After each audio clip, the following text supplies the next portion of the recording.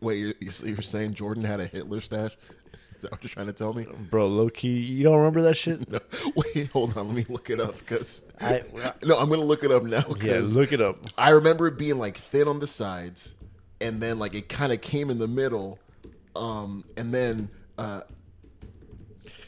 Oh my gosh, bro! Look at this. Oh my! It's the Hitler stash. Okay. I want to be like Mike. See, I.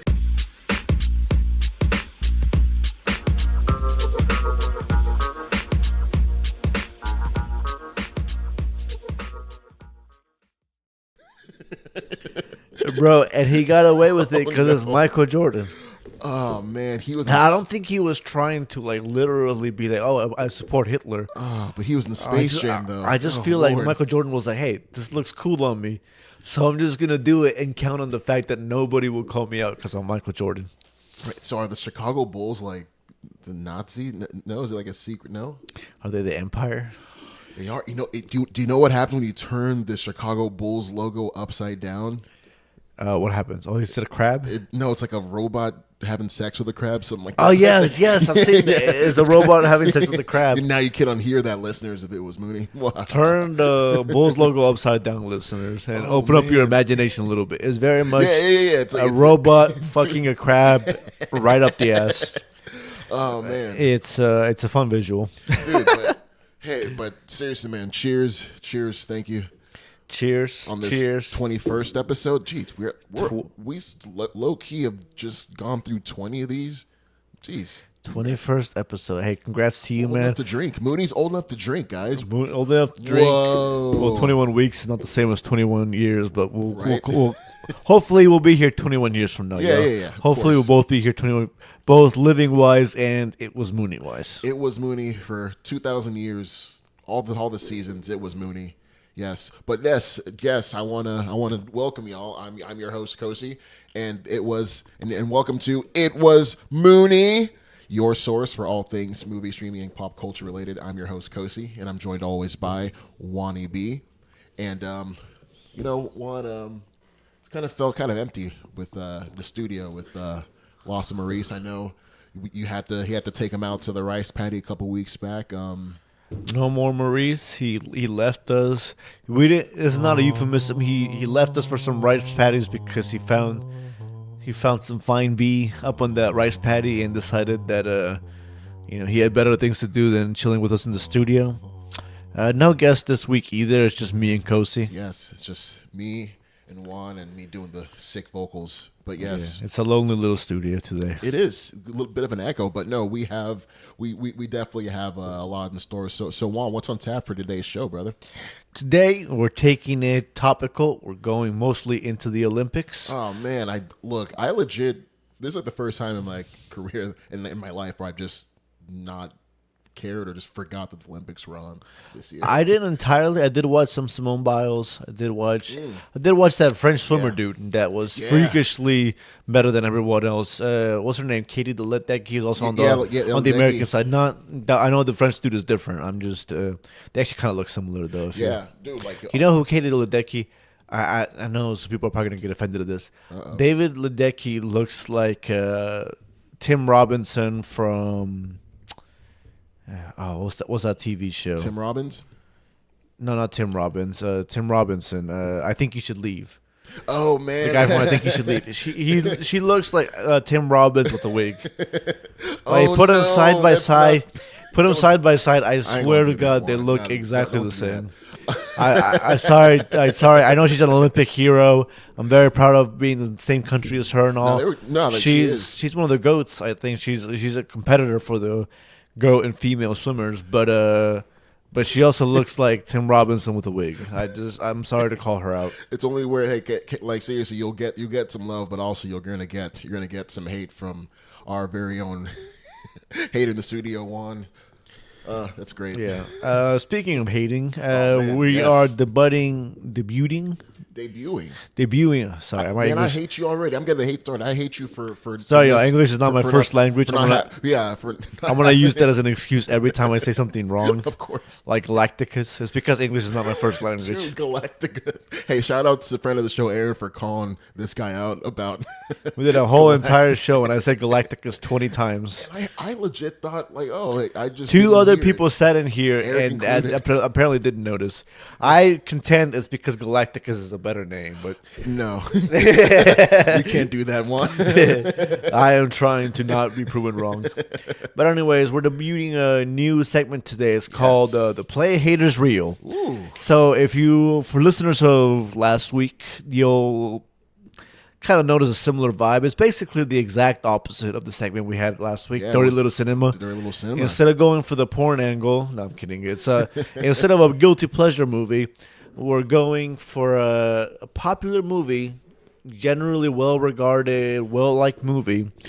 And the movie that we're going to shit on. And the movie that you gave me, like, prior to the show, I was like, oh, it got my eyebrows raised. So yeah, I'm excited we'll give you guys a good example of what we're going for, and then we'll give you the actual movie we're here to hate on today. No, I'm definitely excited for that. It's great.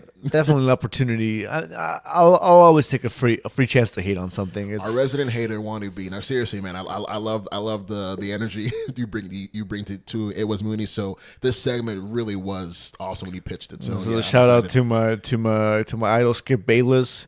Except actually, fuck Skip Bayless, because if he heard me calling him his idol, he would not be able to look at me with respect. So he'd hate on you for not hating on him more. Yeah. Skip Bayless only respects the hate within your heart. Yes. He does not appreciate brown nosing at all. The irreplaceable Skip Bayless. Yes, ladies and gentlemen. Apparently getting replaced soon on Fox. Yeah, but he'll be all right. Getting back to the Olympic sports ball. I don't even know if we can call it sports ball because it's patriotic, right? It feels like a current event. Yeah. It really does. Again, just going back to. I think just going back to what we were saying about the Olympics, it feels as though like it kind of just came and it's almost over now. But like I didn't even realize it was here. But throughout the Olympics, they're just like a bunch of like different things that like it gave me like little like gauges of where they're at in the Olympics. So like the opening ceremony, the whole thing with like over in Paris, there's this river called the River Seine, and it's just notoriously just dirty river, kind of like the Hudson in New York. So like, what I thought was hilarious is like the games of it, like you see LeBron James in a poncho because like there was like wind whipping the water up. So he's like not trying to get the dirty. I think it was water rainy too. Yeah, it was just gross that day. Yeah, bad luck. Then they had the last. They say it's not supposed to be the Last Supper. It looked a lot like it. A little bit like it. Something about Dionysus, the Greek god of wine. Of wine, yeah. It was a recreation of like the Leonardo da Vinci's famous painting. Supposedly it wasn't. Supposedly. But it's hard, especially that first camera shot. Oh, yeah. The first opening camera shot, I mean, it's such a famous painting. It's impossible not to get the reference. Yeah, right? Yeah, man. And you see the central lady with the halo. Mm-hmm. You see the figures on the side. On the table, like all it's spread impossible out. to look at the. I mean, and it's Leonardo da Vinci was Italian, right? Yes. This was. I mean, the painting, the actual Last Supper is probably sitting in a French museum right now. You know what I mean? The Mona Lisa is, right. Like it's not that these people are ignorant. I think what I love most about the whole thing was though, yes, like knee-jerk reaction, but it was like knee-jerk reaction from like, but if I'm like from like a specific audience, like the right-wing Christians got really, really up in arms. Like I get it at a glance. It looks as though it was like defacing or like I'll say defaming. I get it. I definitely get it. Yeah, sorry. It's not just the hardcore MAGA dudes. Like my mom. My mom is very religious, very Christian. Just religious people. Okay.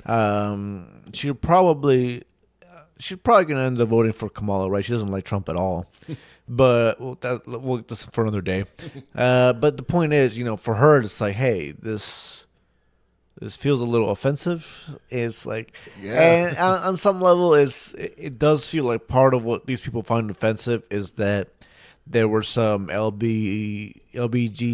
performers, or like a gender bent versions of like characters. And like it's some drag kind of vibe. Yeah, it definitely looked again. Everything's at a glance, I don't know the exact details, but it definitely had Last Supper but drag queen vibes to it, and on some level, I appreciate the art and being creative and being original and stuff. On another level, the Olympics is kind of the ultimate show that's supposed to be for everyone. Yeah, right. It's a global event. Neutral. The ultimate bring everyone together. I don't know. It felt a tiny bit tasteless. Like I'm not like offended, right? I'm not offended like some of these people. I thought it was creative in a way. It probably wasn't the time and place for it. I understand it because it's Paris. It's a city of art, fashion, just provocateur, like haute couture. It definitely fit. It definitely fit the vibes of what Paris was bringing. They want to have their own spin. They also have these videos, like almost music video-esque performances, like to accompany it. Like yes, it was all provocative, and it definitely felt very European and whatnot. But I can see how, like, for something that's supposed to be for a global stage, it feeling really like if not you alienating, remember but like the Beijing, those are like my go-to. Beijing, like the drummers opening Olympics, that the whole show. Yeah, that was amazing. Again, I don't know. You just want to see a kind of regal beauty, a kind of elegance, a kind of. These people are supposed to be above it all, right? These people are like supposed to be the excellence at the pinnacle of humanity in a certain way. I can see why people get upset. I didn't get overly upset, but it didn't. It felt a little like they were trying to be provocative and being a little artsy, like postmodern, as opposed to just making something that's widely and safely beautiful. Does that make sense? Yeah. No, that definitely makes sense. And I think what the French did in this regard was beauty is definitely in the eye of the beholder. It's definitely something like art. It's all subjective. Like what you find, what I find beautiful, you might find provocative or maybe tasteless. So like I respect the big swings. I also definitely understand how at a glance, if you're not, because nowadays we're just shotgun blasted with like images and different stuff. At a glance, it might look like this. So our knee-jerk reaction is to do that. But, and we'll kind of get to in like a story coming up, these knee-jerk reactions, these like, oh, I'm outraged without really thinking or without really doing the due diligence, the research. Like it can be dangerous and like, it's kind of harmful is like in this case, but like there's some times where like we need to try to be better at like making sure of the information we're getting, making sure of like that's a fair point. That's a fair point. Sometimes though, it's really easy to react. It can be a little bit the other way too, where it's like sometimes people make explanations and add context to stuff, where it's like again, the people who are saying, "Oh, this wasn't inspired by the Last Supper at all," I'm like, really? Had you just never seen the painting? Yeah, it was definitely that's hard to believe. You can at least admit that part. Yeah, that's hard to believe. That just sounds like you're covering your ass, right? Like that just sounds like, oops, I went a little too far, and instead of standing by, I'm gonna pretend, I'm gonna play dumb. So it feels like my knee-jerk reaction wasn't entirely off, so to speak. Right. No. Definitely some context helps sometimes, but people take advantage of that and add context that is made up after the fact. You know what I mean? Like They're just trying to cover their ass. They're just they realize they did something wrong and they don't want to take responsibility. Yeah. But anyways, moving on. Let's discuss some of the actual athletics. And I think, Kosi, you wanted to do kind of a mini ride or die version of it to go over some of these takes, or? Well, I guess because we might have to scrap the ride or die part because we're already in it, but we'll go to the Turkish guy, which I really wanted to talk about in terms of sports, because you've seen the memes, you've seen like almost the anime recreations of all of the shooting competition.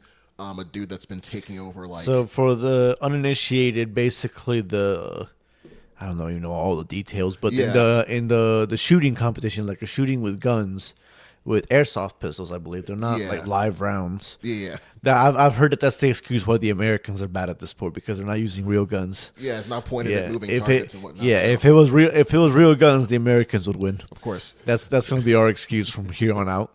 But no, so there's Turkish guys. So if you've seen the shooting competition, there was a lot of memes, especially this one Korean girl. But not just her, like a lot of these people, they showed up in full gear, right? Like these big, headphones, which again, they're not real guns. So the headphones turn out to be for the crowd noise, not because they look like ear protection from like gun protection. Yeah, they look like robots. Like they have like these things over their eyes to like help their vision. And yeah, whatnot. if you've ever seen an ears. anime where they have the little reticle over their left eye, it's like Dragon Ball Z with a reader. The little reader, the over 9,000 reader, the power reader.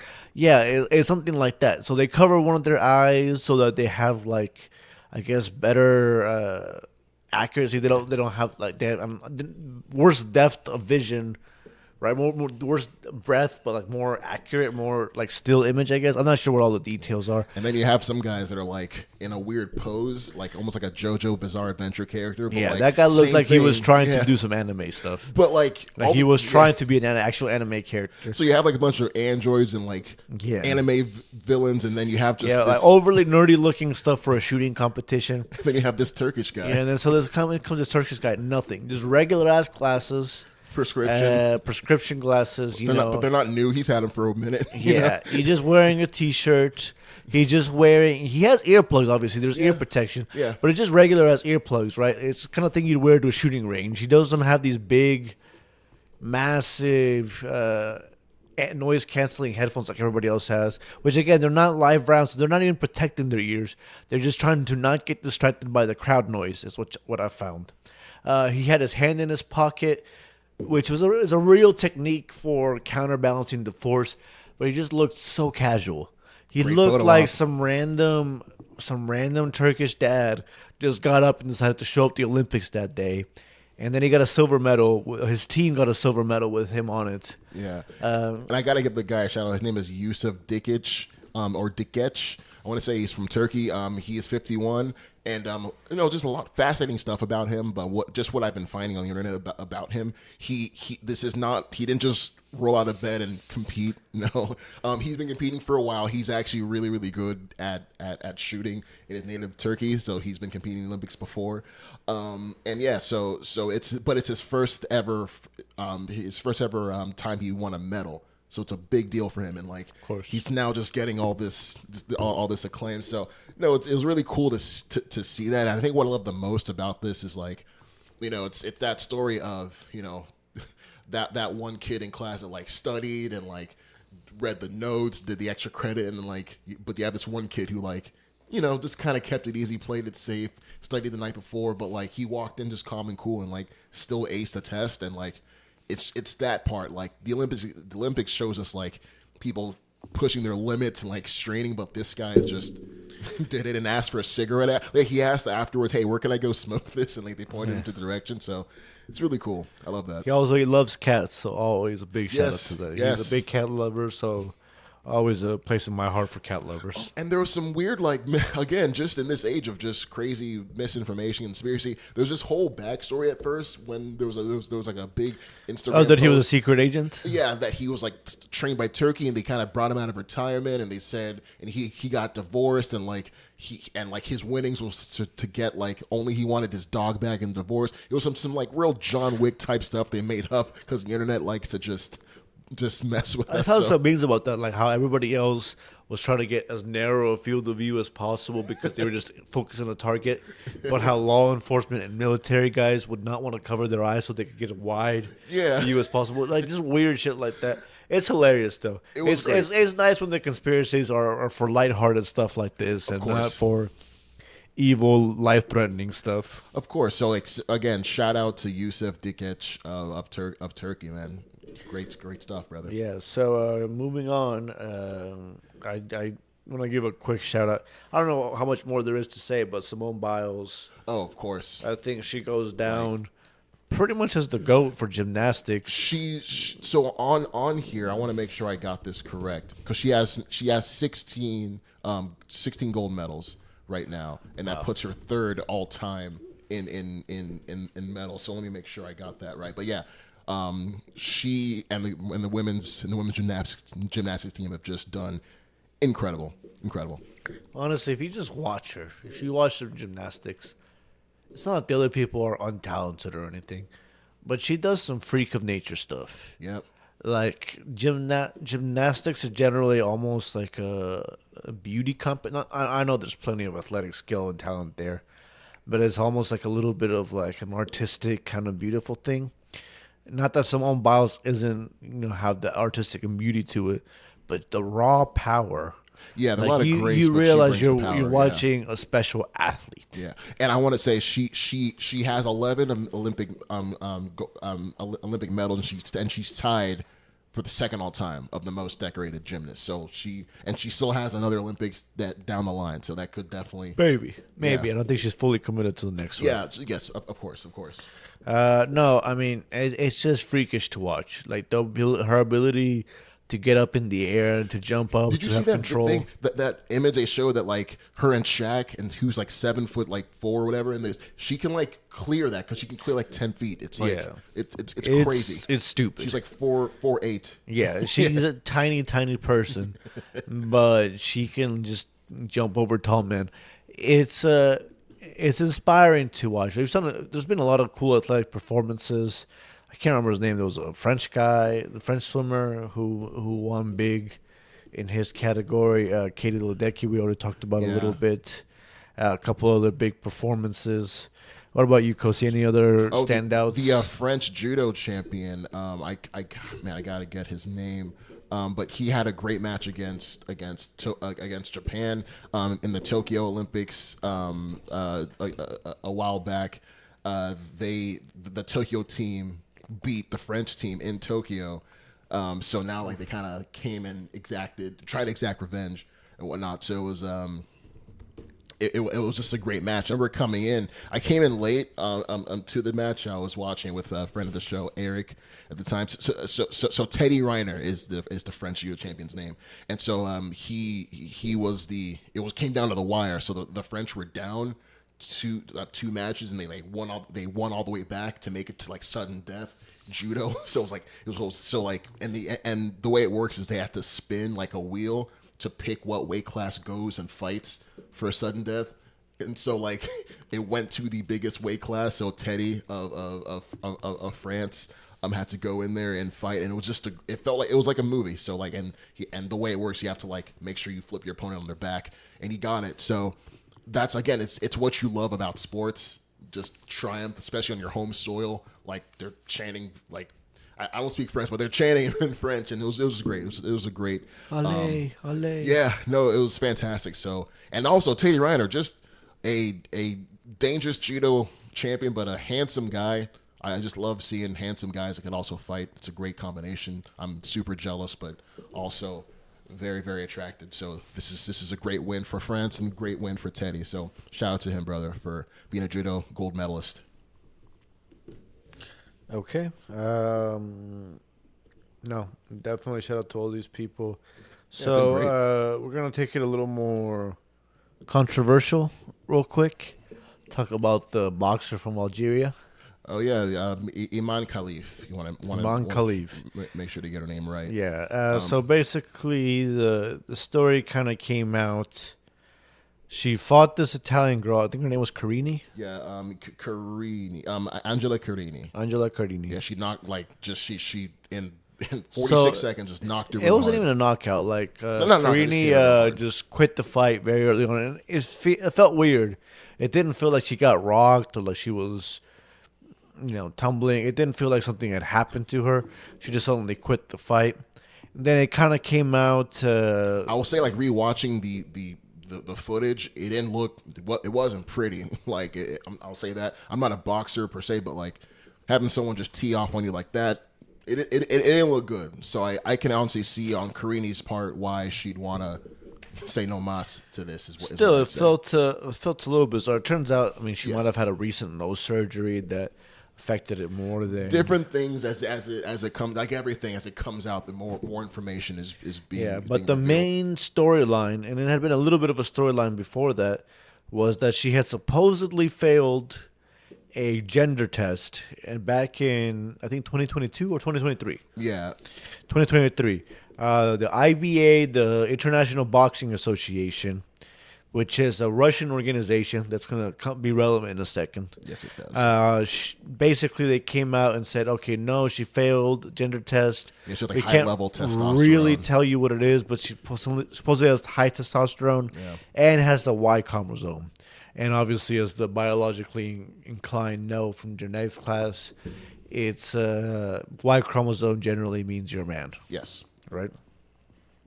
So the idea was that he was supposedly a biological male that had transitioned and was now beating up on women. And that's initially when it was presented, I thought, okay, was this a situation where he had the advantage of training and living as a man for most of, I thought, his life, and then transition, which, if they want to come in and compete, that's fine. But, that was what I thought was kind of was unclear. I thought that's what it was. There's definitely regulations about what is and isn't allowed, and I think the science isn't fully settled. And make no mistake, I think that should be, we should be clear on that. It would be a problem if there was actual a man just beating up on women in the ring if that was the case. If it was clearly a man, yes. I feel like part of the problem with what I have with what you're saying is that, the IOC, the International Olympics Committee, I mean, they have an interest in safeguarding the sport. The idea that they're, so woke that they're going to allow some random dude that just claims they're a woman. There's rules and standards to this, right? There's hormones they have to take. There's testosterone levels they have to meet.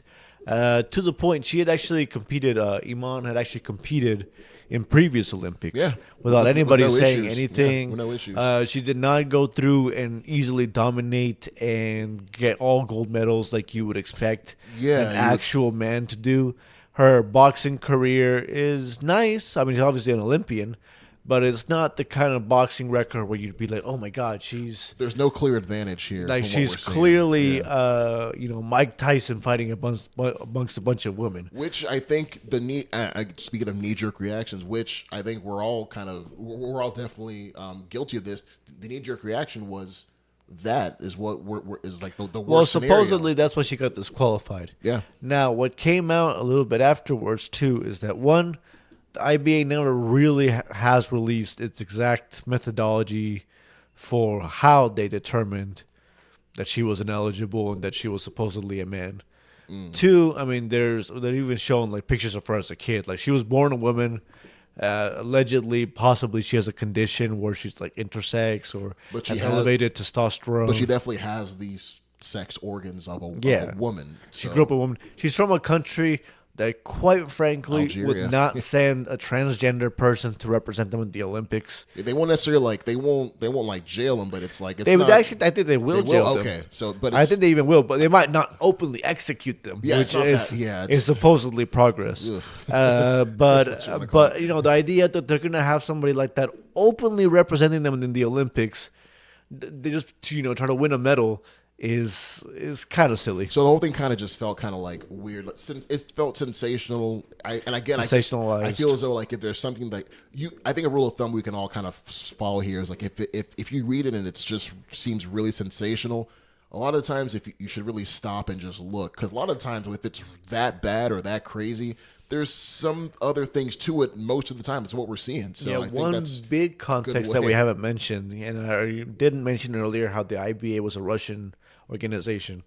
So supposedly, when they actually disqualified her, she was competing in some, I think, world championships, and suddenly got disqualified. Not before the competition, but in the middle of it, after she beat a previously undefeated Russian athlete. Okay. Yeah. Some additional context is that the Olympics no longer recognizes the IBA and considers them too corrupt, too self-serving. Yeah, they're banned, So they're banned from Olympics consideration.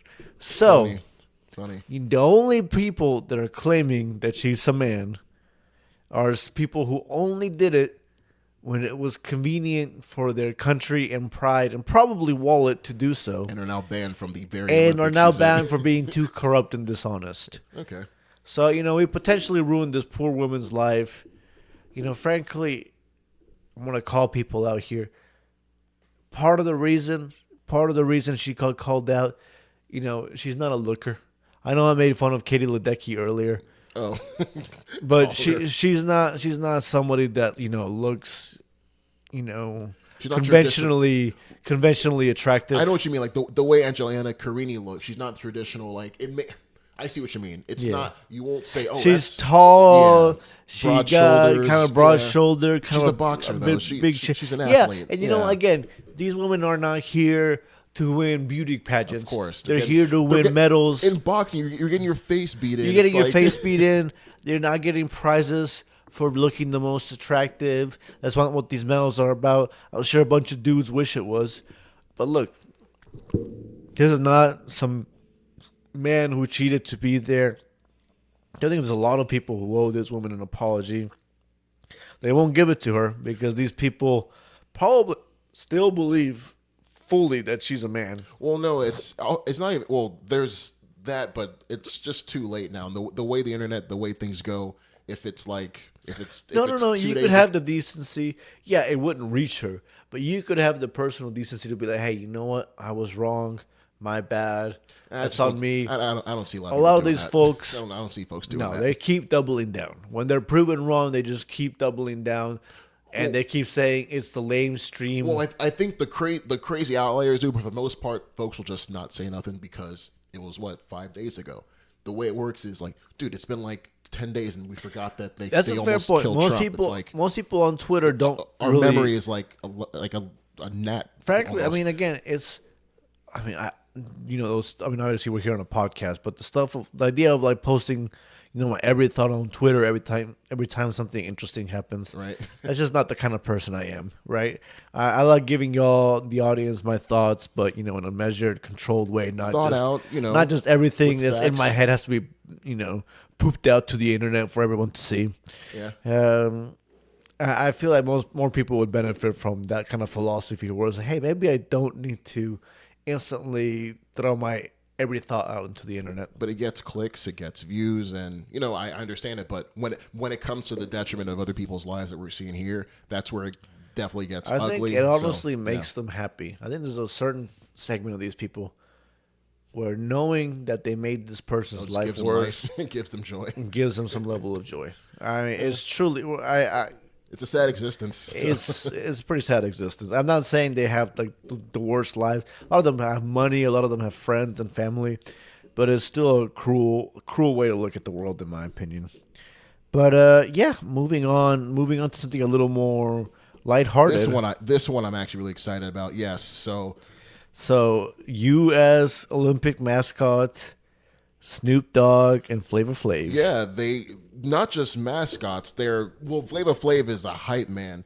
Snoop Dogg is just a spokesperson mascot, kind of like where he's like everywhere. But Flavor Flav, I think what I love about what he's doing, like that they're both very prominent American rappers, but they've been all over the Olympic circuit and for different reasons. First, I'll go with Snoop Dogg. I'll start off with he's just at every single event. He had that meetup with Martha Stewart. I remember when Snoop Dogg was doing. I think it was the Winter Olympics with Kevin Hart. And like when that happened, I think everyone was like, "Yo, yes, I do remember that. He was phenomenal on that." So they're like, "Hey, let's bring that back." So was that the Russian ones? Soichi? Soichi or something. I think so, but anyways, continue. But bringing him back to and they just thought, hey, let's get him back on here. He's like just at different events, just like hyping, just different sports up, and I just love that. Like Snoop Dogg has just been a person where he wears many hats. He's a man of many talents and many different interests, and it's just cool seeing him in different outfits and different settings throughout the Paris Olympics. And then on the flip side here, we have a guy named Flavor Flav. So for all you youngins out there, Flavor Flav is a famous rapper. He was part of a rap group called Public Enemy in the '90s. They just incredible band. Fight the Powers, one of their big hits. They're basically Black Panther, the rap group. Yes, like not T'Challa Black Panther, but actual Nation of Islam Black Panthers. If they made a rap crew, they're amazing. Yeah, Chuck D was on some shit. He was he's a legend. He's a legend. Yeah. So Flavor Flav was their hype man. So now he's bringing that hype man to the Olympics, and he's doing it in a really cool way. So the U.S. water polo women's team, they were they're underfunded.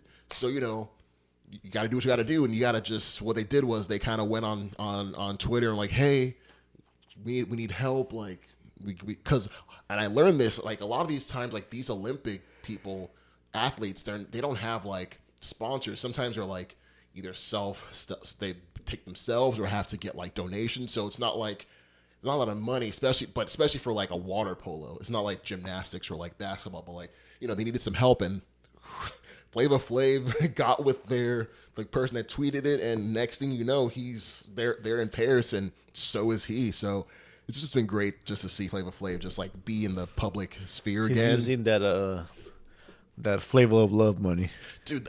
You remember that show? I did. Great pull one. I even mentioned Flavor of Love. Yeah, Flavor of Love was a great kind of like the Bachelorette style show he did. It was The Bachelor, but with Flavor Flav, bro. Oh, it was. He had that big ass watch, that big ass gold chain watch. Man. Yeah, if you guys know, that's what MC Hammer needed to do. He needed to get on a reality TV show. He wouldn't have gone bankrupt. Did he have a reality TV show? MC Hammer? No. Did he try to? I don't know. I think everyone got one at some point. He needed a dating show apparently. Yeah. No, but Flavor Flav just Cause ain't no way Public Enemy made that much money. I think that was back in the day. That was back before Dr. Dre even. Yeah, but he's like, but Flavor's an. And them white folks weren't listening to Fight the Power. Well, you'd be surprised because really the rise of rap, a lot of the rap couldn't just rely on just like black listeners. So a lot of the people at those NWA concerts, like Ice Cube concerts, were suburban white kids who listened to it. So it's crazy to think, but no, it's the reach of a Public Enemy. Even in Terminator 2 Judgment Day, John Connor's wearing a Public Enemy shirt. It's in the 90s they were saying some like real what we think of as like really woke stuff today, but like they were saying that they were militant. They were straight up militant. They were scary. They were scaring people. Like Chuck D was some real shit, man. Yeah, I was telling Coach, I got to hear him speak. Him and Common. Yeah, man. Did kind of what do you call it, symposium or symposium. Yeah, just kind of talking about rap, talking about like their heyday, talking about the difference between now and the early '90s. I mean, Common was another one of the OGs. He did back when he was Common Sense. Common Sense, yeah.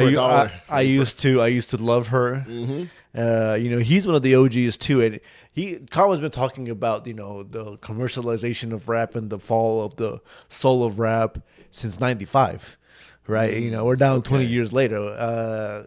Common's a legend to us. We went to watch him do the symphony concert. It was incredible. I've seen him live a few times. He's actor too. As an actor, he's pretty tremendous. Great in John Wick. Yeah, John Wick, 7 Aces. Smoking Aces. He's also in Wanted. Great career. Yeah, he's had a solid career. Absolutely American legend in my opinion. It's really cool to see these OGs like a Common, like a Flavor Flav, like a Snoop Dogg. They're still relevant today and just doing positive stuff on like a it's that nostalgia scale. Now too. Like back then not too many people listened to them, but over the years the legend grew. Snoop Dogg, he's global. Yeah, right. And Snoop Dogg used to be famous for being in a murder case, potentially going to jail for being in the Crips or starting off gangster rap. Now he's, one of the spokesmen for America. Random white folks in the suburbs love him. I love Snoop. You hear that a lot. He's crossed over. Yeah, it's wonderful to see. It's wonderful to see. And I guess just on that with just OGs and just old timers in this Olympics. Just looking back on just the great moments of the Olympics. I remember we were talking about that earlier, like Muhammad Ali carrying that torch. Like, I won't repeat it, but that was a hilarious joke you made. I'll repeat it because I have no shame. So if you watch the video of Muhammad Ali lighting the torch, it was great in the '96 Olympics. I am going to hell for this. I fully acknowledge. But if you watch the video, so I hadn't fully realized by that time he had Parkinson's. Yeah, it was definitely. It's from like years of getting hit in the head. And years of getting hit in the head. I mean, people get Parkinson's even without that, but it probably didn't help, right? Yeah, it makes you shake. It makes you shake. So the camera angle, his hand was down near his pants, like down the side of his pants, and so the camera angle cut off around the wrist. And then so his hand started, twitching back and forth, right? So again, if you're not really aware that this guy has some kind of degenerative mental disease, He very much looks like he's jacking off on camera. On the world's biggest stage. On the world's biggest stage, holding the Olympic torch with one hand, Mr. jacking Ali. off with the other hand. Mr. Lee, what are you doing? Mr. Ali. Cassius Clay, baby. No, it was a great moment, though. Yeah. But, it's... no, listen, it's an inspirational moment. I really almost hate to joke about it because it's cold-blooded. No, it was a hilarious joke, though. I couldn't. But it is a beautiful moment. Take us through some other ones, Cozy. Some legendary historical moments. Speaking of lighting, the guy that just he lit the torch with a bow and arrow and just Barcelona 92 Olympics. Yeah, 92 Olympics. Like I thought that was. Look, it's simple. It's like if you've ever seen Game of Thrones. Yep. Really, the cultural reference should be Olympics. If you're old enough, your cultural reference should be that Olympic shot. But if you've ever seen that kind of TV show, those kinds of old school. Bow and arrow, Robin Hood type, medieval type shows. Mm-hmm. Game of Thrones, obviously a great example. It's that hit the pyre from a mile away with an archer and set it on fire perfectly. And look, it's awesome every time they do it in the movies and on the TV shows. And it's even more awesome when a real person does it in real life successfully. Yeah, this guy did it for real. Yeah. Yeah, this was real life, bro. And it's cool to see. It's one of those moments where, like, that's what you're there for at the Olympics. Watch inspirational humans do inspirational feats that you and I, Kosi, and most other people watching absolutely cannot even come remotely close to doing. And that's why it's awesome to watch. Because we can't do them. Because these people have practiced and they have the genetic advantages and the talent to get where they are, and it's beautiful to see. Yeah, it's what I love most about just sports. It's like, but then the Olympics kind of takes it a step further. Yes, these people that are blessed with these gifts, the athletic gifts, but then they're bringing these personal stories, which to take to this next part. Another great Olympic moment, the 1968 Olympics, where in the 200-meter dash, where Tommy Smith of the USA won the 200-meter dash, and this is 1968.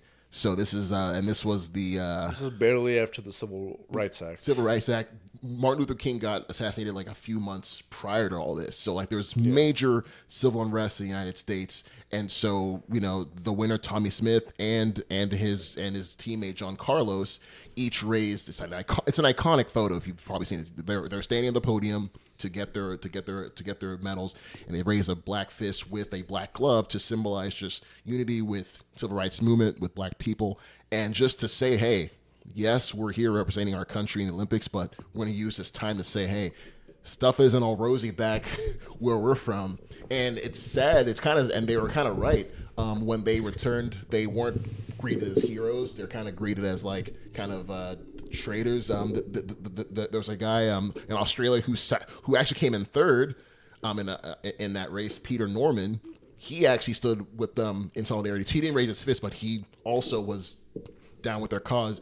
He also got backlash in Australia, back where he came from. He was barred. So it kind of it's a cool, really cool picture, really iconic picture, but like the aftermath and just what it entailed and just stuff we're even talking about to this very day. It's very powerful in that regard.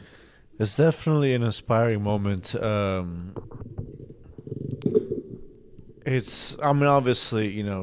Kosi has a little bit more of a personalized view of it, being black versus me being Colombian. But frankly, just the tragedy of it. That these people are out here that are apparently important enough and valuable enough for the U.S. to count their medals. The best in their field at what they do. To take advantage of their athletic gifts, their hard work, their dedication, their passion for competition. But they were not important enough to be able to freely sit at a restaurant without getting jeered at. Yeah, they weren't allowed to be heard. Having a proper political voice, without getting treated as full equals, and frankly, heroes. Not just equals, but heroes within the American historical lexicon, within the American, the greatest generation of all American athletes. They're gold medal winners. It kind of reminded me of how, like, World War II black soldiers came back from World War II defeating the literal Nazis. They came back and, like, weren't greeted as heroes or, like, they didn't get pension. A lot of stuff that, like, was done and, like, this being 20 years later. I'm sure at least one soldier who fought and died for America's interest abroad came home and got lynched. If I would not be as surprised. At least one person. In 45. 45 or 14? I don't want to think about it, but yeah. 14? Yeah, they had World War I. World War I too. Yeah, yeah. It's so just. It's tragic. Yeah. I guarantee you at some point someone that fought and died for a country got treated as less than, got treated as monstrous, got treated as othered. Othered. Yeah, that's really what it is. And it's tragic to see. And these people are saying, "Hey, we don't like being treated as such, and here's what we're capable of." And it was on a global stage, and they knew they were going to get in trouble for it. They knew that they weren't performing the role and being the good tap dancing black man that wins the medal and then goes back and is seen but not heard. It very much reminded me of Jesse Owens. Speaking of just other Olympics, just to give him a quick shout out, the Jesse Owens Olympics. In front of Hitler himself, he was able just to go out and just show just what he's capable of, and show one of the most racist people of all time. In 1936, to just do that with Hitler there, it was great. And 30 years later in '68, more than 30 years later, it's the progression of that was cool to see. But I guess I gotta just move us on to just the very, very last one now, just to end on a high note. Usain Bolt. He's just, in terms of Olympic history, modern Olympic history, there's no other athlete, besides Simone Biles, of course, and a Michael Phelps, but Usain Bolt. There's a couple other big dominant. Yeah, but I will say, for whatever else you want to say, I have never seen a guy at the world's biggest stage stop and wave to the audience and talk shit in the middle of the race. As he's winning. And, bro, he still set a world record. Yeah. He slowed himself down to wave and cheer at the audience. It's like every video you've seen. If you ever seen Deshaun Jackson videos or all these videos of people celebrating too early, they drop the football and then before disaster strikes. Yeah. No, this was him celebrating too early, and then setting a world record afterwards. Great call. It's unbelievable. It's one of the most. Doesn't have the most medals ever or whatever, but he's one of the most stupidly dominant people who have ever come in any sport. He's the fastest man alive. He's the fastest man alive. He's the fastest man ever, I think we can say. I think it was a 10-second 100. It was.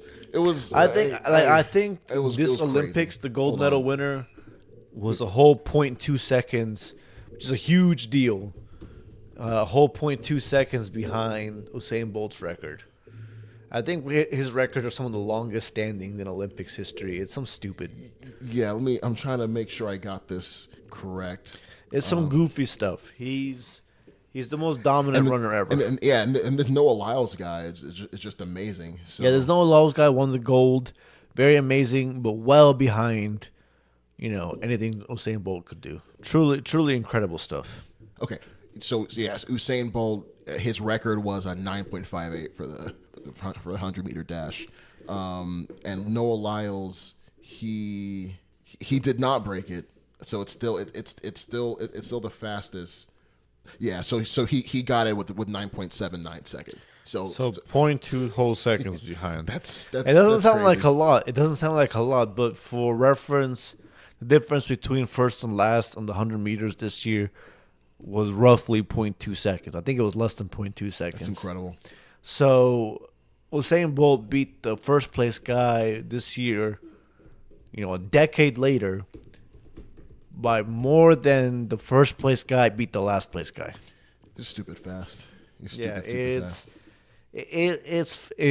asinine. It's hard to put it into context. It's straight up goofy, and the guy didn't even fully try the whole time. It's something. It's always exciting when we see the stuff happen again, records be broken, but it seems like a record that's going to be sitting there for a few more years before we see it get broken. But that'll conclude just my Olympics recap, just not just present stuff we're happening, but also past stuff that we've seen throughout the years of the Olympics. So yeah, that was fun, just kind of going through history and with you on that one. So yeah, for sure. Olympics is Memphis is definitely a pretty cool idea. I slept on it. Again, I didn't realize that they were happening this summer, so I'm glad I kind of got caught up in the last, 4 always 5 some days. good storylines. Yeah. Always some athletes you normally wouldn't pay too much attention to, frankly, right? Not too many of us watch competitive swimming on a regular basis. I would hazard to guess. But, and it's, I'm not gonna lie, it's nice. It's easy to take for granted, but the U.S. winning the most medals, the most golds, most silver, most bronze, getting to cheer for your country and be excited all the time. I'm from a country, Colombia, where, most people can name our first ever gold medal winner, right? For us, it's not, how many gold medals do you have? It's how many gold medal winners do you have? You know what I mean? like total. It's you can name them individually. So it's cool. It's definitely cool to see that and being part of the U.S. and getting to cheer for Team USA. Most definitely, man. But yeah. So moving on from the Olympics, it's time to debut our new segment. Man, I'm excited for this, man. Play a hater's reel. All the haters came from far away. Oh, they hate on the team. They on the haters call. We gonna hate on reels. Oh yeah. Play a haters reel. Oh man. Hey. Now listen, y'all. Just for a recap, getting sexy. Just for a recap, look, we're doing the opposite of what we did last week. Yes. Last week, basically did a guilty pleasures, dirty little cinema. Talked about movies that weren't the most popular. Talked about Kosi liking Indiana Jones getting raped by George Lucas and Steven Spielberg. I don't recall the movie going that way, but I guess, yeah. I'm pretty sure, according to South Park, that's exactly how the movie. Okay, so Trey Parker and Matt Stone said so. Okay. Yeah, I'm pretty sure that was a fully accurate description of how the movie played out. That was my recollection of it, anyways. But no, listen. Today we're gonna do the opposite. We're gonna take movies that are generally well considered, well-loved, popular movies, and we're gonna dump on them. Because he'll probably be a little bit nicer on them. He'll probably just politely disagree with their higher ranking. No, I'm just curious to see just the movie that you're gonna pick. I know you had one just to get us started with. Yeah, I want to get us started. I think it was a good poster child for kind of what we're going for. Okay. It's to the point where it almost might be too hated these days. But Leonardo DiCaprio and Alejandro Inarritu's The Revenant, the movie of. So you think this is a movie that's hated, that has some hate? So no. I think generally it's a well-regarded movie. Okay. Obviously, it won several Academy Awards. Won Leo his first Oscar. Inarritu is one of the legendary directors of our day and age, right? Along with Cuarón, those the Mexican legendary directors. Trio. Yeah, man. Who's the other guy? It's Guillermo del Toro. Yeah, Guillermo del Toro. Alfonso Cuarón. And those, especially Cuarón and Inarritu have a bit of a similar, artsy vibe.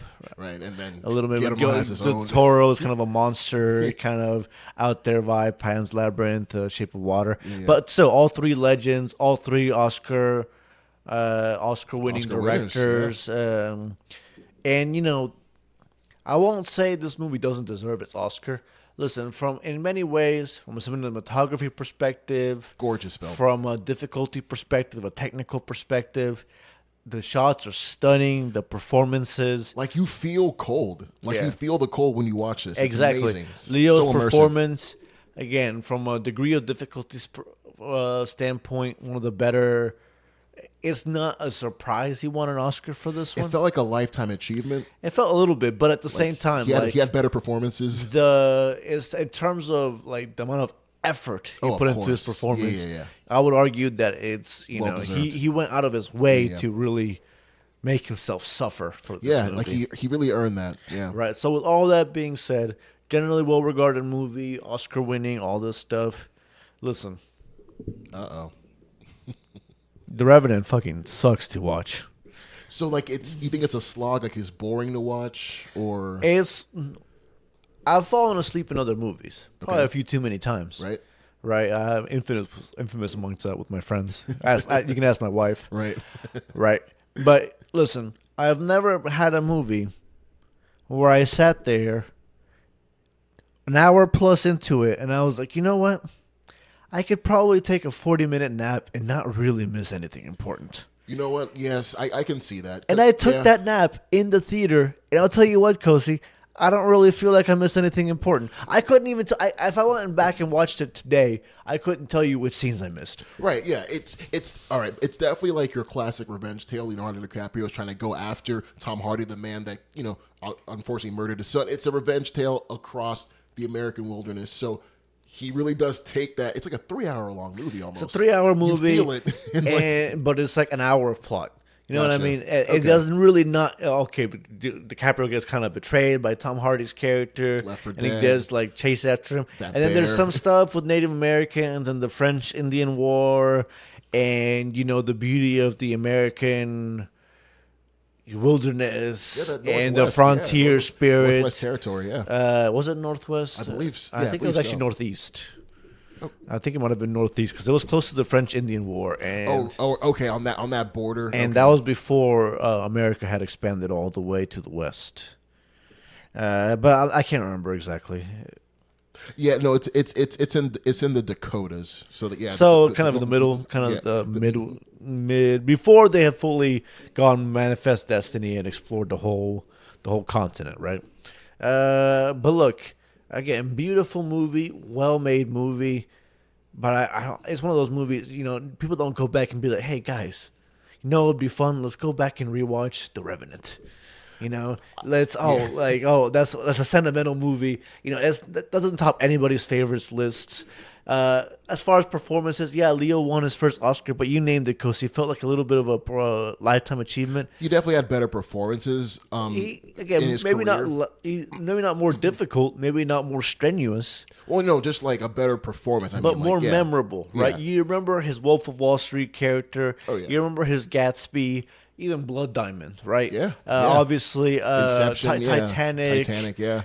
You remember these characters much, much more. Even not even all that great movie. Something like what's the one with Daniel Day-Lewis? Gangs of New York. Gangs of New York. Right. He was in that. Yeah. Not like an amazing movie, but like this character stands out. The Departed, all these movies, legendary role after legendary role.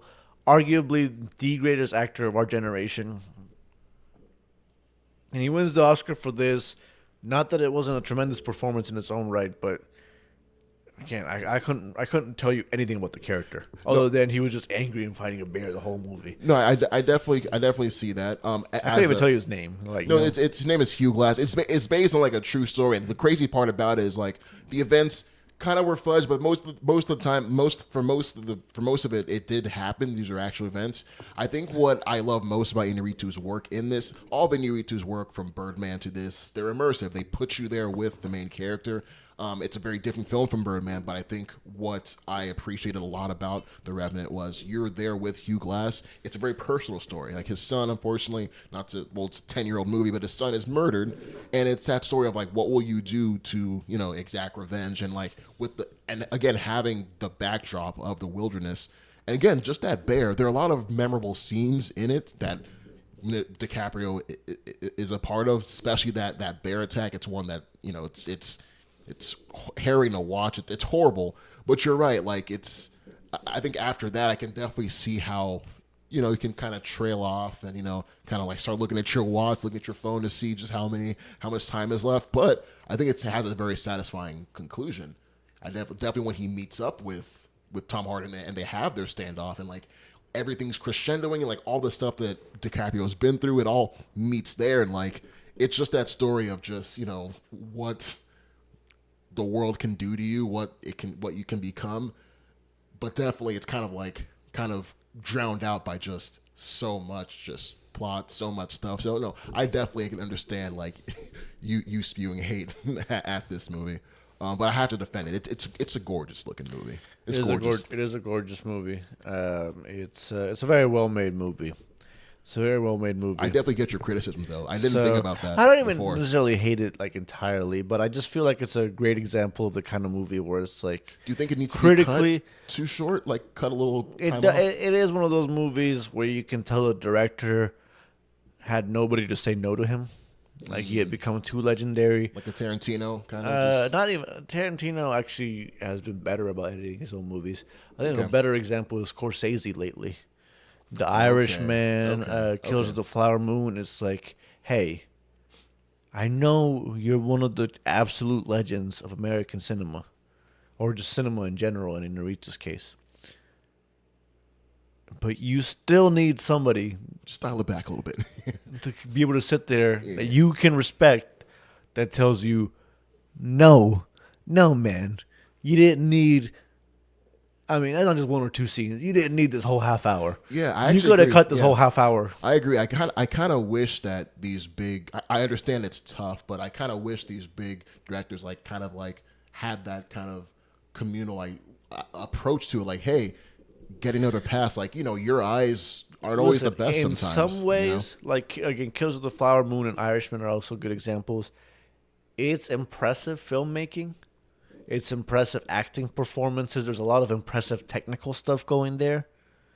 But it's hard to get over the fact that you sit there and watch these movies and you're like, man, you really didn't need every one of these scenes.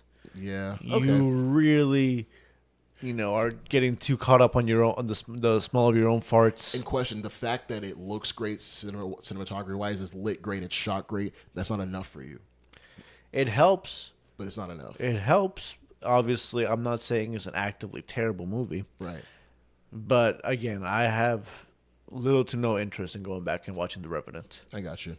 Right? I can go back and watch Birdman. That's an incredible movie. Yeah, I think Birdman is and I agree. It's a little bit of an unsettling, disturbing movie in its own ways, right? It's not a pleasurable watch. But it has a lot more rewatchability than The Revenant, and I'm a guy that loves. And the technical skill is also there. The one shot type take. Oh yeah, it's not like some people say. It's novel.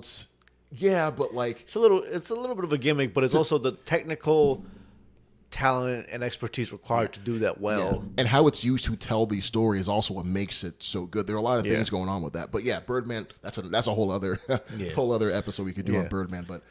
So I kind of wanted to give that as a good example of a movie I think most people would be able to understand as well liked, but not necessarily, or well respected, but not necessarily well liked. Okay. All right, so this is where I'm gonna get a little more edgy. A little more flagrant. Okay, let's hear it. I think A New Hope, and frankly, especially Return of the Jedi, but even A New Hope, is a pretty shit movie. Okay. And Star Wars, A New Hope. A New Hope, 77? 77. Utter classic. Now, I honestly think Last Jedi is straight up a bad movie. But I'm sorry, Last Jedi or Return of the Jedi? Return of the Jedi, sorry. Okay. Yeah. Last Jedi is probably not even a controversial opinion to call it bad. Return of the Jedi, I could go on that one.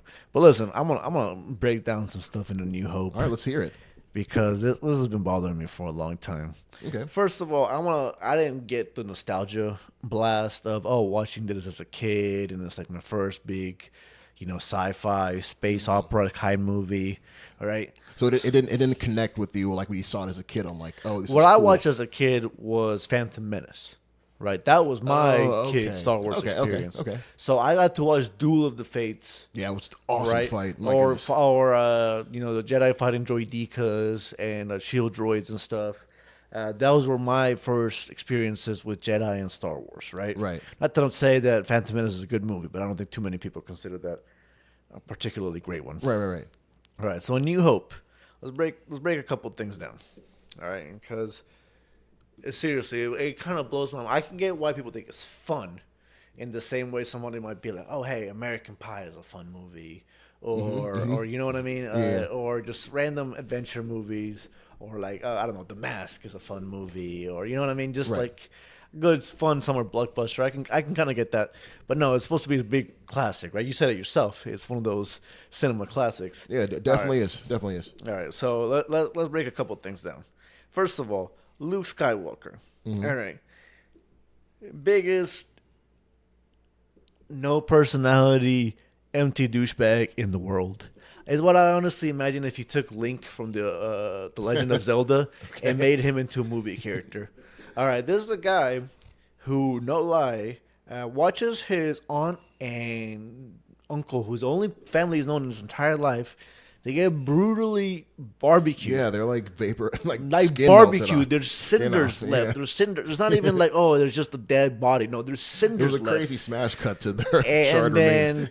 And then he's just like, oh, darn, better head off into space and go with this other space Jedi dude because I have nothing else to do there. I don't think he sheds a single tear. Am I misremembering that?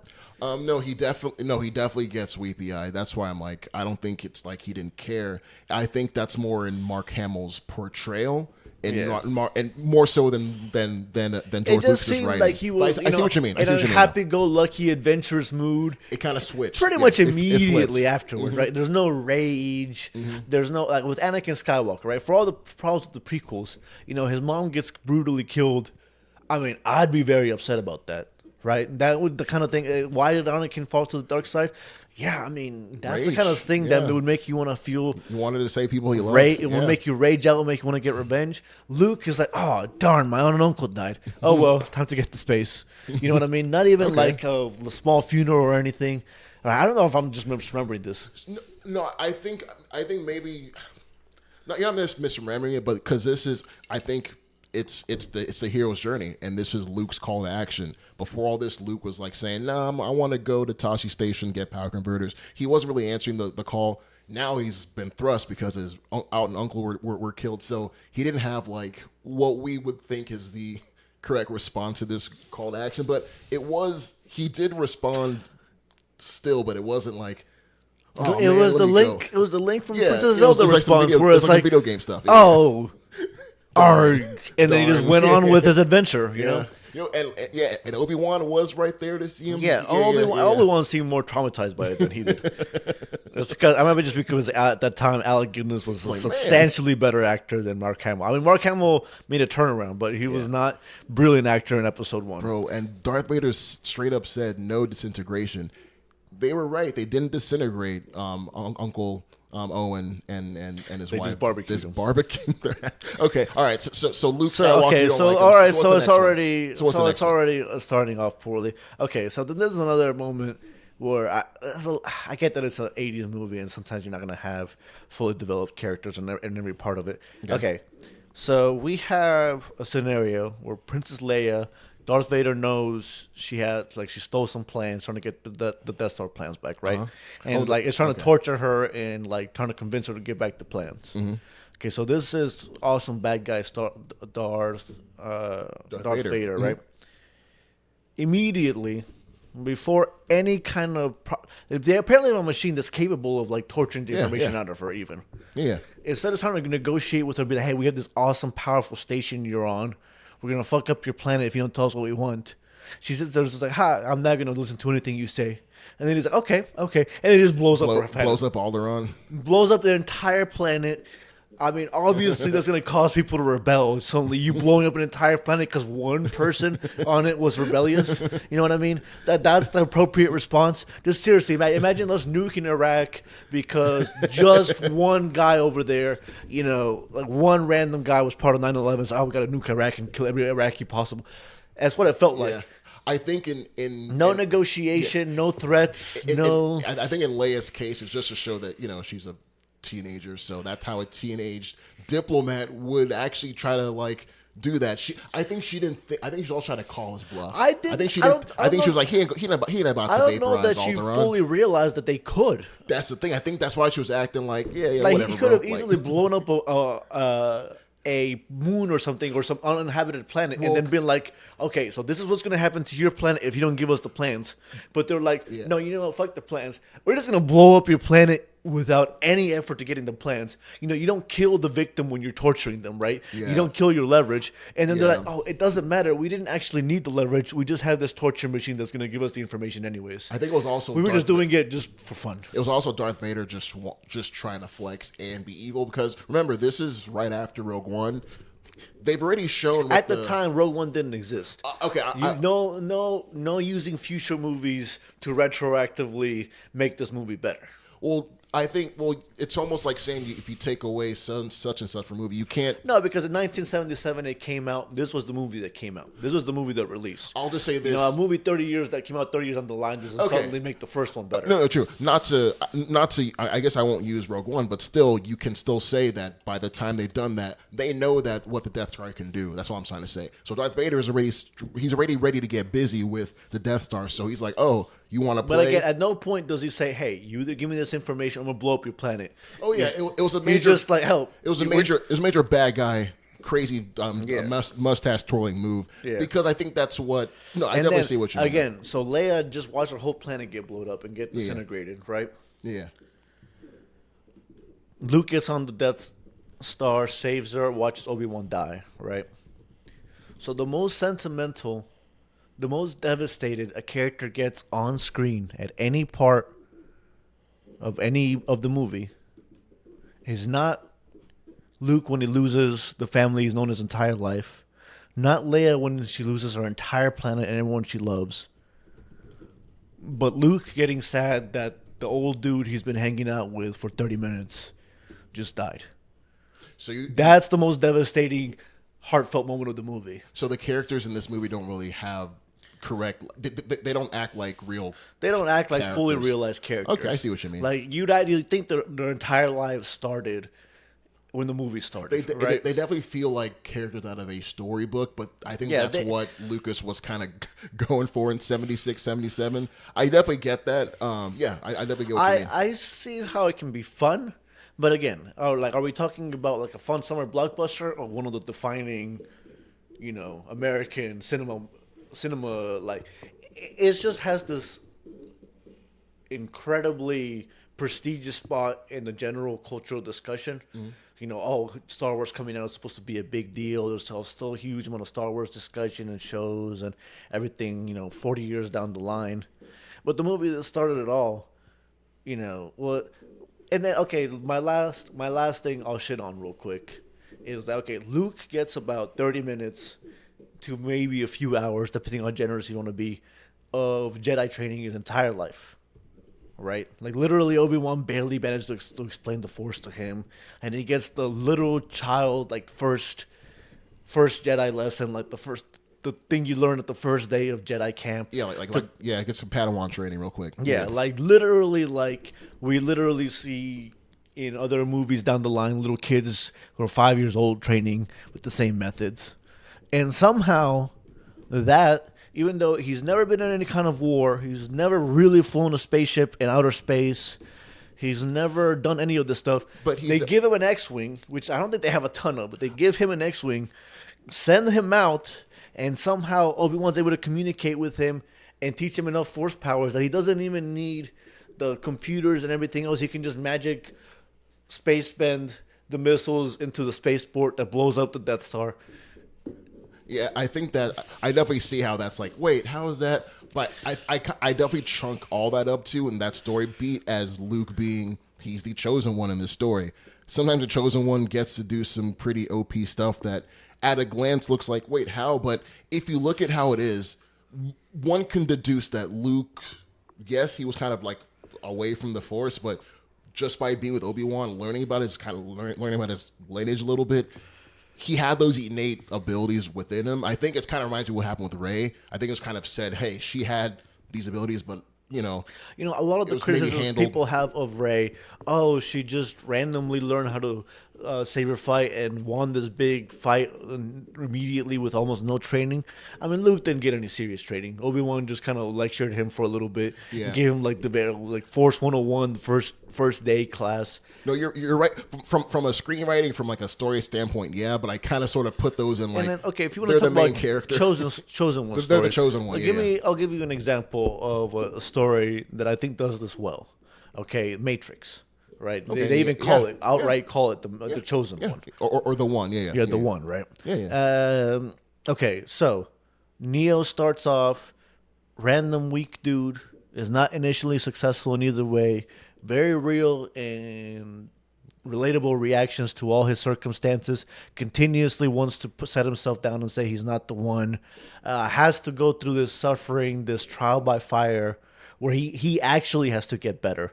Like he has to actually work at it. He actually has to suffer through. He has to suffer through the bad consequences of him not being good enough, right? He sees Morpheus gets captured. He sees all this bad stuff. He actually dies, right? Yeah. At one point. So again, it's that buildup. You don't suddenly get to Mark Hamill had a 30-minute. You don't have that montage on the ship where Neo got the montage, and now he's good for the rest of the movie, and now he's the chosen one, and he's defeating the bad guys. Because I would say the Matrix kind of also cheated because they just downloaded his stuff into him. But they did that, and then they still had him get his ass kicked repeatedly. Okay, Luke never really did until the second movie. That's why I respect Empire Strikes Back. That felt like a more fully realized movie. That felt like actual complex characters, a proper plot. This felt like a silly summer, like a silly, half-written version of the hero's tale, but they added some space and swords. Also, the lightsaber fight was really bad between Obi-Wan and Darth. I get people hadn't used to it, and I know we said we weren't going to use future movies, but coming off the prequels, those lightsaber fights, and suddenly seeing the limp dick lightsaber fight between Obi-Wan and Darth Vader, that didn't do any favors. Let's put it that way. Yeah, for that argument there, I'll just throw out because you are using the prequels, but I definitely upon seeing like a Duel of the Fates and Darth Maul, looking back in the 70s and 80s, it's like, but I'd say this, I think hearing your gripes and like legit criticisms about it, I think those are criticisms I definitely see, but for me and like a lot of people, it just didn't bother us enough to make it bad because there was so much good stuff. Because what's undeniable is just the world building it had. What it basically inspired just a bunch of stuff, like what it did for the movie industry itself, like THX, like the sound, Skywalker sound, like just ILM, like all the stuff, like it's maybe not from a movie standpoint, but part of its legacy, it's undeniable. But definitely, I can appreciate that. I can appreciate how, its legacy, its influence were massive. I just think even today, you hear a lot of, the prequels and the sequels are bad, but the original trilogy is the classics. And I sit there and watch the original trilogy, and I'm like, where's the classic? I'm actually the opposite. Like, the acting in the prequels are so bad, but the fights are cool, but that's not enough for me. You have to have good acting. No, the prequel, I don't think the prequels were good, but at least the effects were good, and I have the kind of nostalgia for them. And the story for the prequels is incredible. Like, the actual story is incredible. And the world building for the prequel. Also that's why we had so many good video games and so many good offshoots. Yeah, and books and whatnot. The prequels. Yeah. But the dialogue, the writing, so many things were bad in the prequels. Yeah. But again, the original trilogy, I think it's don't even get me started on Return of the Jedi. That's my favorite one of the trilogies. Yeah, don't even get me started on that bullshit. Fucking Ewoks. Little teddy bears, y'all. I mean, people talk shit about Jar Jar Binks. I don't know how the Ewoks aren't worse, personally. You don't know how the Ewoks are. Yeah. I'd rather chill with them than Jar Jar. Jar Jar sucks, bro. But to each his own. But I think the Ewoks sunk too. No. Bro, you're hanging out with little teddy bears and you're taking it seriously? It's a sci-fi movie. The Ewoks could potentially eat me, and I'd still take my chances on Endor, bro. Bro, I'm going with Jar Jar anywhere. I'm pretty sure Jar Jar could actually eat you. Maybe not in a good way. Sexual harassment kind of way, Yeah, Misa don't like that. Misa no like her. No, listen, I'm not trying to defend Jar Jar. I'm just trying to say Ewoks. I can. They're definitely fellas that were trying to sell a toy in '83. Yeah, but they're cute. Definitely, it's one thing to have cute little cuddly creatures. Yeah. It's one thing to make the cute little cuddly creatures a major plot point. You know what I mean? It's the day was saved by the Ewoks. Really, that's what we're going with. Having the stormtroopers kept getting rocks and sticks thrown at them was kind of Saturday morning cartoonish. Yeah. But again, it didn't bother me in the grand scale because we were finishing off Luke's story. Like Luke was ending with his father. Like a lot of stuff that I thought was really cool that they were kind of bringing around to a conclusion with Return of the Jedi. But again, that's another discussion. Oh, another quick moment. I guarantee you, when writing, what do you call it? A New Hope, the first Star Wars movie, there was no part of George Lucas that had even slightly considered that Leia was Luke's sister. I'd be willing to put big money on that.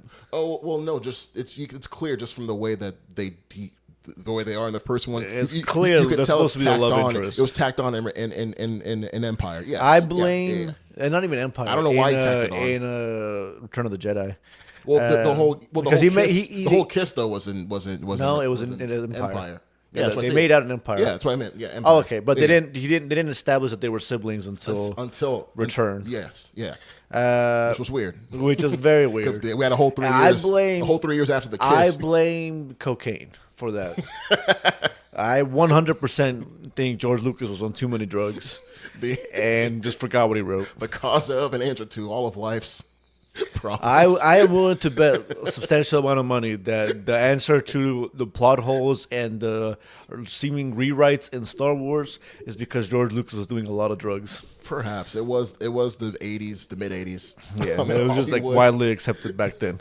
Kosi, you want to hit on any movie real quick, or you want to just call it for today? No, like really, this first episode of Player Hate is Real was definitely a Juan-centric episode. Give me some time to get my hate on. I'm trying to think of a couple. There are a few I'm thinking of, but just give me a little bit of time to come with the heat, because I definitely enjoyed the hot takes you brought. Haterade. But no, I'll definitely still defend A New Hope. It's not my favorite of the Star Wars, but just for what it is. I'll give respect to Empire Strikes Back, but for me, the best quality Star Wars content has been Rogue One and Andor. Rogue One and Andor, especially Andor. Especially Andor, but Rogue One is probably my favorite movie. Yeah, that was great. I love Solo. Solo's been my favorite of just fun watching. Besides Return of the Jedi. I have a lot of the same problems I have with New Hope with Solo, but nobody pretends Solo is a classic, so I'm like, yeah, it's a fun movie. Yeah, it's not fun. Something I'd go out of my way to go back and watch, but it's a fun movie. Yeah, and I won't like try to defend it on like yeah, but nobody goes up to me and goes like, hey, by the way, A New Hope is a stone cold classic. I have a hard time with that assessment. I got you. That's where we are. So what else we got on the show, Kosi? Oh, are we gonna do a quick one shot? Oh, review? Right. One shot. Listen, I think we can both agree. I think I honestly fell asleep watching this. It's not great. Zorro.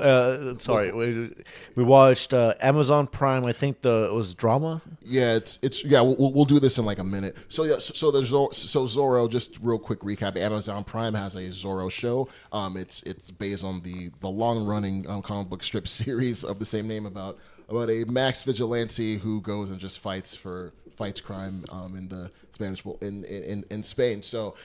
Mexico. In Mexico. So he is Spanish. Alejandro de la Vega is Spanish in this one. So yeah, it's I thought he was Native American. No, he's not Native American. No, he's Spanish in this one. So the 2024 series stars Miguel Bernardeo as De La Vega, Renata Noti as his love interest Lolita, and Rodolfo Sancho as Pedro Victoria. So this is it's a straight up run-of-the-mill origin story for Zorro. My run-in with Zorro, and probably yours, is the 98 Massive Zorro with Antonio Banderas. This is not... Hannibal Lecter. Anthony Hopkins and Catherine Zeta-Jones. It's a great movie.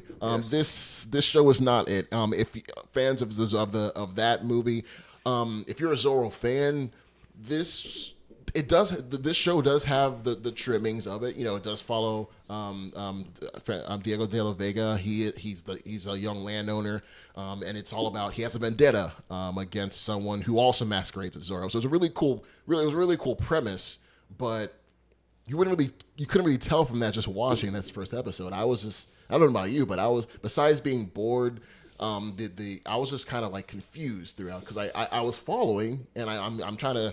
Okay, this is so-and-so, this is so-and-so, but just, it wasn't even like a language thing. It's just like a writing type thing, and just had a really weird flow. For you, like, did you have that same issue with that, or you just fall asleep? I honestly, oh man, I'm a huge fan of the 98 Zorro movie. A huge fan. Same I think here. that's first big successful Latin American superhero movie. Yeah, it was definitely People don't often consider that like that, but that definitely was. There's absolutely no difference between Batman and Zorro.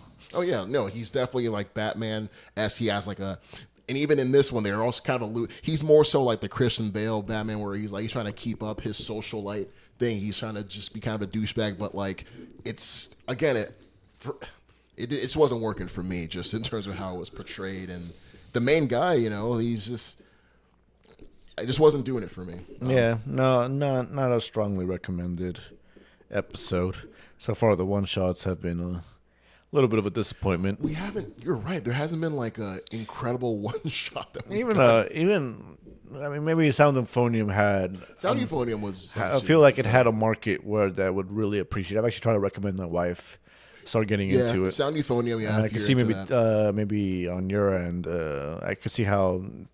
There's a good market for that. It just wasn't necessarily for us. This just didn't feel great. Yeah, so that is our glowing review on Zorro 2024. In terms of the one shot, would we recommend going past the first episode, Juan? How about you? Would you recommend this? I almost want to, just because it's Zorro and I want to give it hype, but this is. It's not enough to just take an old IP, an old beloved IP. You have to actually make quality stuff with it. Exactly. And if I'd say this, I wouldn't recommend it. If you're a fan of Zorro, if you're a big fan, I'd say watch the '98 film, the Martin Campbell film. Even the second one. The second one wasn't great, but Legend of Zorro. It still had some fun elements. Yeah, it's kind of corny with the kid and stuff, but it has some fun elements. Freaking kid. You know what? I'll say that too. Anyway. Anytime they add a kid in a sequel, you can tell it's going to be bad. But after Short Round, Hollywood learned the wrong idea after Short Round in terms of having a precocious child be your sidekick. So, yeah. But anyway, in terms of one-shotting, we both would not recommend one-shotting past this episode. So, that's been one shot for this week. And look out in the next episode for us to spin for the very next episode of One Shot. That's right. All right, so time to head over to our plug of the week. Oh, man, it's about that time. Cozy, you want to kick us off? Or? Oh, man, so my plug of the week is a funny one. So, Freevee. So, Freevee is a great...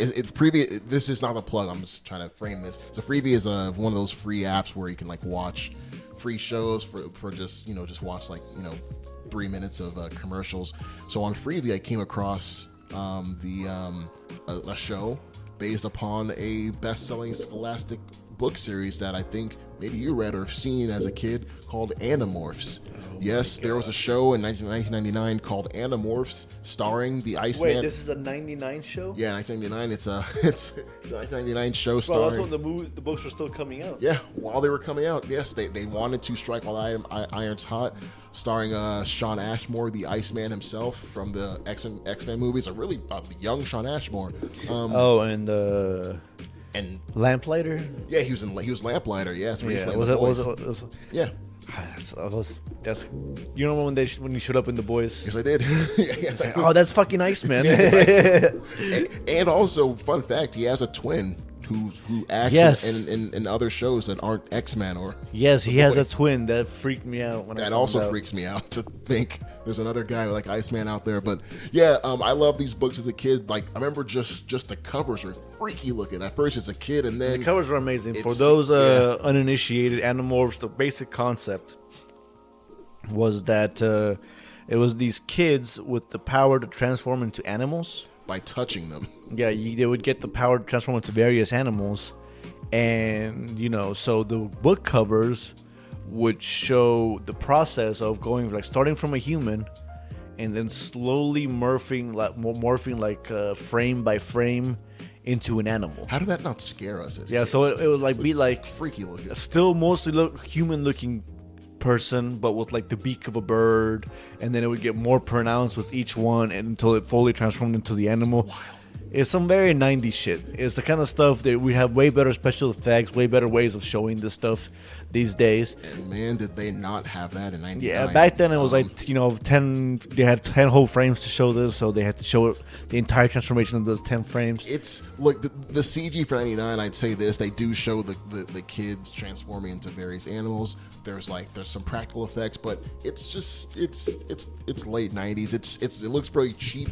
The acting's kind of off. Cozy, you're the one that's recommending this show. Yeah, no, but I say that because it was a real kick to the nostalgia butt in terms of just, oh man, I didn't even know that they made this in this series, because the books are great, but it didn't do the books any justice. So part of my plug will also be just to find the Scholastic books of Animorphs and read them. Reading is great. Reading is fun. It's not hard if you have a library card, as Arthur would say. So yes, that is my plug of the week. Speaking of Arthur, why is Joe Rogan dressed like Arthur during his specials? I don't know what. I didn't think he knew what the show was, but yeah, no, his latest special. I actually saw a meme of him, like Arthur replaced, like on his body, because he looked so much dressed like Arthur. It's uncanny.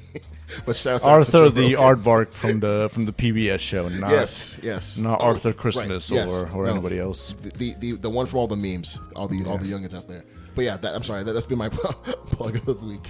What's yours, Juan? So my plug of the week, I want to plug a new show I've been watching. All right. Kite Man, hell yeah. Oh man, hey, shout out to I remember cousin Chris was telling me to watch this, but I haven't gotten a chance to, and he swears by it as well. So yeah, it's a fun little show. If you've watched the Harley Quinn show, it's a spin-off of that, and the Harley Quinn is already kind of a spin-off. It's a parody really of DC animated. Yeah. It follows like the comic book DC or DC Universe, or really the animated universe DCU. So they put a lot of references and stuff that you're only really going to get if you're fully familiar with that, right? They use a lot of the original character designs and models and stuff. But yeah, Harley Quinn was already a lot of fun. That's also a recommended show, frankly. So that's already in season 3 or 4, I believe. I think season 4 has started, so yeah, it's in the 4th season. And then Kite Man was basically a character from the early seasons, was about to marry Poison Ivy early on. And then, frankly, a joke. Literally a dude with a kite. That's his power. He just has a big kite on his back. It's not like a magical kite. No. It's just a big kite. Like he just flies around in the air, and he doesn't have good wind. That's it. He can't do anything. So yeah, that's his power, and he's just like a goofy dude. He's like a douche. Not even a douche. Like a dude bro. Okay. A dude bro kind of character. If you watch the first season, it's the same character. And so yeah, they come in here, they buy a bar, kind of like Cheers, and then they just get up to shenanigans. That sounds like they fun. keep a lot of the same references and stuff. Only one thing I didn't like, they used to have Giancarlo Esposito as Lex Luthor, a very goofy, over the top, kind of homoerotic Lex Luthor, and now it's what's his name? He died. Lance Reddick. Oh, I heard about him being like one of his last. Yeah, I think this might be his roles. last. He's had a couple of this is his last voice acting wise. Voice acting role. He's one of the voice acting legends. Yeah, he's just great voice. Rick and Morty. Rick and Morty. He was Legend of Vox Arcana. Yeah, Vox Machina. He had a voice on there. Vox Machina. Yeah. He was in Castlevania. Man, Isaac. He absolutely. I think he was in a game called Destiny, and a game my wife played. Horizon Zero Dawn. Oh man, he's in that. Horizon Zero Dawn. Yeah, he's in all kinds of stuff. He's one of the famous voice actors of our time. I know him for his screen presence, but man, his voice acting. His screen presence is pretty great, but his voice acting, the thing is, he looks a little bit skinny in his screen presence. He looks a little bit like a kind of low key guy. He's tall, but he's not filled out. So he doesn't. If he went full on with his voice, it would kind of be a mismatch between his appearance and how his voice. Yeah, I've heard him. Like I remember him on The Wire. I remember him from that. Yeah.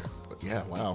But then, you put him in a booth and give him free reign to do play with his voice. It's natural. He does some very villainous voices, some very deep, respectable, regal sounding voices. Absolute legend. R.I.P. to him. It's an absolute shame we're not going to see more of him. John Wick, The Wire, all kinds of voice acting we just went over. Truly a legend. Sad to see him gone. But yeah, one of his last performances you can catch in this Kite Man show. All right, man. Well, thanks for that plug of the week, Juan. And dude, and thank you, man. And I want to thank not just Juan, but thank you, viewers. Again, we've gone past 20. Mooney's old enough to drink, so I want to thank y'all for rocking with us all this time, and to continue rocking with us. And we'll have more content for you. So again, you can please like and subscribe to us on Spotify under the name It Was Mooney, and you can find us on YouTube under the same name. We can find our long form podcast videos and other content that we're working on. And again, I've been Kosi, and I've been joined always by Bonnie B. Until next time, guys. Peace. Adios.